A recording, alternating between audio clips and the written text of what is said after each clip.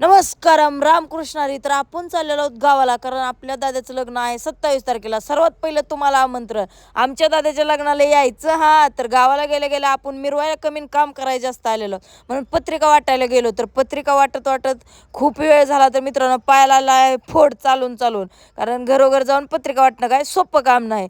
तर त्यातून आपण मग मूड फ्रेश करायला एक गाणं म्हणलो, ऐका मग.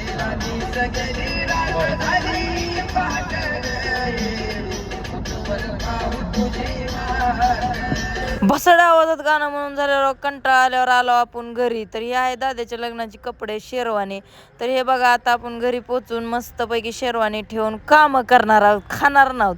कामं करायचे तर आपल्याला हे ओटीचं सामान त्या आहेराच्या ह्याच्यामध्ये भरायचं. हे बस्त्याचे कपडे आहेत बघा, साड्या, तर टावेल, टोपी, ओटीचं सामान आहेर पॅक करायचं आहे, म्हणजे लग्नाच्या दिवशी पटापट लोकांना द्यायला.